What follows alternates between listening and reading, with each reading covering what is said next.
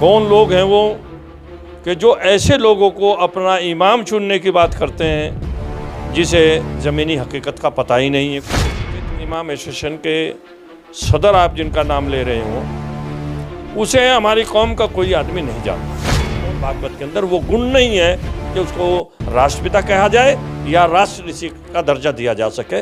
वो कोई आदमी बावड़ा ही हो सकता है। बड़ी अफसोस की बात है कि वो लोग छाछ तो बोले छलनी भी बोले जिसमें 72 छेद। ये आरएसएस का चीफ क्या कर रहा है? ये कहीं मंदिर और मस्जिद को लड़ा रहा है।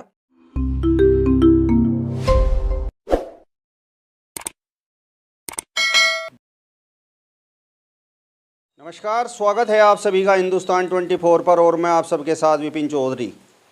ऑल इंडिया इमाम ऑर्गेनाइजेशन के चीफ डॉक्टर उमर अहमद इलियासी से अभी आरएसएस प्रमुख मोहन भागवत ने मुलाकात की है। इस मुलाकात के बाद इमाम डॉक्टर उमर अहमद इलियासी ने उन्हें राष्ट्रपिता और राष्ट्र ऋषि कहा है। अब इसके बाद लगातार विवाद जारी है। कुछ लोग इसका विरोध कर रहे हैं जबकि कुछ लोग इसका समर्थन कर रहे हैं। और ओवैसी ने तो यहाँ तक कहा है कि ये एलीट मुसलमान ज़मीनी हकीकत नहीं जानते। और इस विषय पर बातचीत करने के लिए आज हमारे साथ समाजवादी पार्टी के वरिष्ठ नेता चौधरी मजाहिर राणा जी मौजूद हैं। इनसे बातचीत करेंगे और ये जानने का प्रयास करेंगे कि जिस तरीके से मोहन भागवत को राष्ट्रपिता और राष्ट्र ऋषि की उपाधि एक इमाम के द्वारा दी गई है, उसे किस प्रकार से देखते हैं। चौधरी मजाहिर राणा जी, बहुत बहुत स्वागत करता हूं आपका हिंदुस्तान 24 पर। बहुत बहुत धन्यवाद आपका भी और आपके तमाम साथियों का भी, आपके चैनल का भी। ऑल इंडिया इमाम ऑर्गेनाइजेशन के चीफ ने आरएसएस प्रमुख मोहन भागवत को राष्ट्रपिता और राष्ट्र ऋषि की उपाधि दी है, तो इस पर मैं आपकी प्रतिक्रिया जानना चाहूँगा। देखो विपिन भाई, जो तथा कथित इमाम एसोसिएशन के सदर आप जिनका नाम ले रहे हो, उसे हमारी कौम का कोई आदमी नहीं जानता है। उन्होंने कैसे इमाम एसोसिएशन बना ली? जहाँ तक मैं जानता हूँ, मैं इतना जानता हूँ कि अब आरएसएस भी जैसे हमारे गैर मुस्लिम भाइयों के अंदर अपने अनुसांगिक संगठन बनाने का काम करती है, इसी तरीके से वो भारत की सबसे बड़ी अक़लियत मुसलमानों के अंदर भी अपने अनुसांगिक संगठन बनाने का काम कर रही है कि जिससे ये हिंदुस्तान की सबसे बड़ी अक़लियत उनके गलत कामों पर भी मोहर लगा करके, उनके गलत विचारों पर भी मोहर लगा करके वो आज फड़फड़ा रहे हैं। आरएसएस और आरएसएस से संबंधित अनुसांगिक संगठनों के लोग, क्योंकि लोग उन्हें पछा नहीं रहे हैं, इसलिए वो अलग अलग तरीके से लोगों को तोड़ करके, अपनी विचारधारा से जोड़ करके, पद और पोस्टों का लालच दे करके, सरकार के पद और पोस्टों का लालच दे करके अपने आप को स्वयं में महिमा मंडित कराना चाहते हैं। मेरा तो स्पष्ट मानना है कि ये भारतीय सभ्यता और संस्कृति और भारत की ज़मीनी सच्चाई से बहुत दूर के लोग हैं, जो मोहन भागवत जैसे व्यक्तित्व के मालिक को राष्ट्रपिता का दर्जा देते हैं, राजश्री का दर्जा देने का काम करते हैं या उनको महिमा मंडित करने का काम करते हैं। मैं मानता हूं कि कोई विचारधारा के प्रवाह में बह रहे हैं, इसलिए मैं साफ तौर पर कहता हूं कि हम ऐसे लोगों से इत्तेफाक नहीं करते। न कभी भारतीय सभ्यता और संस्कृति ने ऐसे लोगों को पसंद करने का काम किया, न और आगे करेगी। इमाम साहब तो कह रहे हैं कि उनके निमंत्रण पर मोहन भागवत पहली बार मस्जिद में आए हैं और इससे तो एक बड़ा सकारात्मक संदेश देश में गया है। ये कोई बड़ी बात नहीं है। मोहन भागवत को तो आज ज़रूरत है, मस्जिद के मानने वाले लोगों की ज़रूरत है। जो बाहरी मुल्क जो भारत को मदद करने का काम करते हैं, जो इस्लामिक मुल्क भारत को मदद करने का काम करते हैं, जो इस्लामिक मुल्क भारत को भारत बनाए रखना चाहते हैं, उन इस्लामिक मुल्कों के दबाव में मोहन भागवत और मोहन भागवत जैसे लोग आज मस्जिदों में जा रहे हैं आपके बुलाव के ऊपर। अगर वो आए हैं तो क्या आपने मोब लीचिंग पर बात की उनसे? अगर वो आए हैं क्या आपने महंगाई पर बात की उनसे? अगर वो आए हैं तो क्या आपने बेरोजगारी पर बात की उनसे? अगर वो आए हैं तो क्या आपने किसान, मजदूर, दस्तकार, बुनकर के मुद्दों के ऊपर बात की है उनसे? अगर वो आए हैं तो क्या आपने उन भगोड़ों के बारे में बात की है जो भारतीय से एक बहुत बड़ा अमाउंट लेकर के यहाँ से जाने का काम जिन लोगों ने कर दिया? अगर आपने उनके ऊपर बात की और वो सकारात्मक मुद्दों पर सकारात्मक बहस करने के लिए तैयार हैं इसके ऊपर, तो हम भी आपका स्वागत कर लेंगे। लेकिन आपने उन मुद्दों के ऊपर बहस नहीं की। आपने तो केवल उनको राष्ट्रपिता का दर्जा देने के लिए बुलाया है, और आपके द्वारा दिया हुआ राष्ट्रपिता का दर्जा भारत की जनता स्वीकार नहीं करेगी। भारत के अंदर तो एक ही राष्ट्रपिता है, वो है महात्मा गांधी, जिन्होंने अपने शरीर के ऊपर हंटर खा करके, अपने शरीर के ऊपर लाठी और डंडे खा करके, जेलों की यातनाएं सह करके, अपने साथियों के साथ जेलों में रह करके इस मुल्क के लोगों को आज़ादी देने का काम किया है, मालिक को मालिक बनाने का काम किया है, ज़मीनों के मालिक बनाने का काम किया है। ये तो वो लोग हैं जो ज़मीन के मालिक को मालिक नहीं बनाना चाहते थे, ये तो चंद हाथों में सारी करेंसी को देना चाहते थे, और आज ये दे रहे हैं। आज ये कि भारतीय ईस्ट इंडिया कंपनी चला रहे हैं। क्या आपने बात की है कि जो 5 लोगों की भारतीय ईस्ट इंडिया कंपनी आज मुल्क के सारे संसाधनों के ऊपर कब्जा करने का काम कर रही है? मोहन भागवत जी के विचार क्या हैं इसके बारे में? तो अगर उन्होंने इस पर बहस की तो हम भी मान लेंगे, हाँ वो वाकई कोई बहुत बड़ा काबिल आदमी होगा, लेकिन वो ऐसा नहीं है। इमाम उमर अहमद इलियासी तो मोहन भागवत को राष्ट्रपिता और राष्ट्र ऋषि मान रहे हैं। आपकी नज़रों में मोहन भागवत क्या हैं? देखो, मेरी नज़रों में ना तो वो राष्ट्रपिता है और ना वो राष्ट्र ऋषि है। वो तो एक मानसिकता के प्रचारक हैं, जो मानसिकता ना तो सनातनी है, जो मानसिकता ना इस्लामिक है, जो मानसिकता ना गुरु गोविंद सिंह जी की है, जो मानसिकता ना भगवान बुद्ध की है।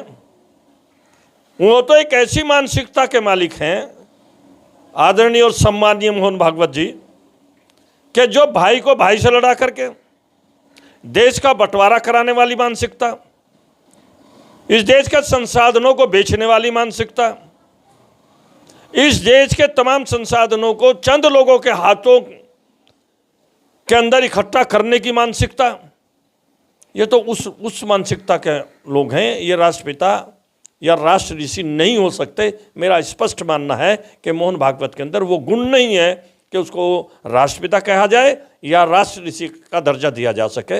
वो कोई आदमी बावड़ा ही हो सकता है, छोटी मानसिकता ही आदमी होता है। वो चापलूसी की प्रकाशता को पार करने वाला ही व्यक्ति हो सकता है, जो मोहन भागवत जैसे व्यक्ति को इन अलंकारों से नवाजने का काम करते हैं। ओवैसी ने इस मुलाकात के बाद कहा है कि ये एलीट मुसलमान ज़मीनी हकीकत नहीं जानते, तो उनके इस बयान से आप इत्तेफाक रखते हैं? देखो, जहाँ तक ओवैसी का संबंध है, ओवैसी एक पढ़ा लिखा व्यक्ति है, उसकी एक मानसिकता है। मैं उस मानसिकता से भी इत्तेफाक नहीं रखता हूँ। मैं तो सिर्फ भाईचारे में कायम करने वाली विचार को मानने वाला आदमी हूँ। मैं तो मानने वाला हूँ जो भारत के संविधान की इज्जत करता है, उसकी आबरू रखने का काम करता है। मैं तो मानने वाला आदमी हूँ कि जो तमाम धर्मों और मजहबों से ऊपर उठ करके भाईचारा कायम करने वाले लोग हैं, मैं उनकी मानसिकता से ही विचार रखता हूँ। जहाँ तक उन्होंने ये बात कही है, इसमें कोई शक शुबा नहीं है कि ऐसा काम जैसा इमाम एसोसिएशन के सदर ने किया है, ये वही लोग हो सकते हैं जो भारत की सभ्यता और संस्कृति के बारे में ज़ीरो हैं। इनकी नॉलेज भारतीय सभ्यता और संस्कृति के बारे में कुछ नहीं जानते हैं, ये कि भारतीय सभ्यता संस्कृति क्या चीज़ है। इमाम साहब का तो कहना है कि उनका विरोध केवल वही लोग कर रहे हैं जो चाहते हैं कि भारत में नफरती माहौल बना रहे। बड़ी अफसोस की बात है कि वो लोग छाछ तो बोले छलनी भी बोले जिसमें 72 छेद। बड़ा अफसोस की बात है, इस देश के अंदर कौन सांप्रदायिकता फैला रहा है, कौन नफरत की भाषा कर रहा है, किसने नफरती स्कूल खोलने का काम किया, दुनिया जानती है इसके बारे में। भारत का चप्पे चप्पे पर यह बात जानकारी रखता है हर आदमी कि नफरत कौन फैला रहा है। वो आज नफरत फैलाने वालों के ही खेमे में खड़े हुए हैं। आज वो नफरत को फैलाने वाले लोगों को ही महिमा मंडित करने का काम कर रहे हैं। आज इमाम साहब अगर किसी को तमगा दे रहे हैं तो वो वही तो लोग हैं कि जो एक समुदाय से दूसरे समुदाय को तरजीह देकर उसमें नफरत फैलाते हैं। ये वही तो लोग हैं जो कभी अंग्रेजों के साथ खड़े हुए रहते थे, भारतीयों के ऊपर हंटर बजवाते थे, उनको सजा दिलवाते का काम करते थे, उनको जेलों में छुड़वाने का काम करते थे। ये वही तो लोग हैं। जब सती प्रथा के खिलाफ कानून बना तो इन लोगों ने सबसे पहले उस कानून की प्रतियां जलाने का काम किया और ये कहा कि साहब आप हमारे धार्मिक कार्यों में हस्तक्षेप कर रहे हो, लिहाजा हम आपके इस कानून को जलाने का काम करते हैं। आज उन्हीं के साथ तो खड़े हुए हैं। जो मानसिकता बैंकों का विकेंद्रीकरण नहीं करना चाहती थी, केंद्रीकरण में ही रखना चाहती थी बैंकों को, कि बैंकों तक आम आदमी का, किसान का कोई हाथ ना पहुंचे, और जब बैंकों का केंद्रीयकरण करने की बात, विकेंद्रीकरण करने की बात आई तो सबसे पहले विरोध करने वाले तो यही तो मानसिकता है वो। इसलिए मुझे हंसी आती है इन ऐसे लोगों की मानसिकता के ऊपर कि जो यूँ लोग कहते हैं कि साहब मेरा विरोध वही लोग करते हैं कि जो भाईचारा नहीं पैदा करना चाहते हैं। इमाम साहब का कहना तो ये है कि उनका और मोहन भागवत का डीएनए तो एक ही है। आज से कई सौ वर्ष पहले उनके पूर्वज भी हिंदू ही थे और वो तो यहाँ तक कहते हैं कि वे तो भगवान श्री कृष्ण के वंशज हैं। सनातन धर्म एक बहुत पुराना धर्म है, इस्लाम धर्म उसके बाद आया है। तो जाहिर सी बात है कि जब पुराना धर्म सनातन धर्म है तो कुछ लोग जो इस्लाम मजहब में आए तो वो सनातन धर्म से भी आए होंगे। ईसाई धर्म बहुत पुराना धर्म है, इस्लाम मजहब बहुत बाद का धर्म उससे। तो जाहिर सी बात है कि जो लोग ईसाई धर्म के मानने वाले थे, हज़रत ईसा अलैहिस्सलाम को मानने वाले थे, उनमें से कुछ लोग बाद में हुज़ूर पाक सल्लल्लाहु अलैहि वसल्लम के में मोहम्मद साहब के भी मानने वाले बने होंगे। तो ये कोई बड़ी बात नहीं कही उन्होंने कि जो बहस का विषय बने। उमर अहमद इलियासी की तरह जिन लोगों की मानसिकता है, ऐसे और भी कई इमाम हैं। यदि प्रधानमंत्री नरेंद्र मोदी थोड़ी सी ढील कर दे, थोड़ा सा दरवाज़ा खोल दें। मोदी ने तो दरवाजे खोल रखे हैं बहकाने के। मोदी ने तो दरवाजे खोल रखे हैं लोगों को सत्यता से हटाने के। मोदी जी ने तो दरवाजे खोल रखे हैं इस देश के लूटने वाले लोगों के लिए। मोदी ने तो दरवाजे खोल रखे हैं उन लोगों के लिए कि जो भाईचारा तोड़ने की बात करते हैं। तो उनके साथ वही लोग लगेंगे, उनके साथ वही लोग जाने का काम करेंगे जिन्हें वो बहन तड़पती हुई नहीं दिखेगी, वो बेटी तड़पती हुई नहीं दिखेगी जिस बेटी के साथ जुल्म और जास्ती हो रही है। मोदी ने नारा दिया था बेटी पढ़ाओ और बेटी बचाओ। मैं आपसे पूछना चाहता हूं कि इन 8-9 साल के अंदर इस भारत की सरजमी पर भारतीय सभ्यता और संस्कृति का चीरहरण करते हुए सड़कों के ऊपर सबसे ज़्यादा अगर किसी की बदहुरमती, बेइज्जती और जलालत किसी की हो रही तो बेटी की हो रही ना, माँ की हो रही ना, बहन की हो रही ना। और उनकी बेइज्जती करने वाले लोगों को शेल्टर कहाँ मिल रहा है? उनके साथ बदहुरमती करने वाले लोगों को शेल्टर कहाँ मिल रहा है?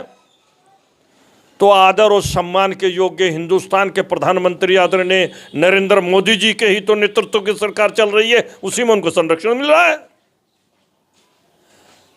तो कहाँ ये बेटी को बचाने की बात करते हैं?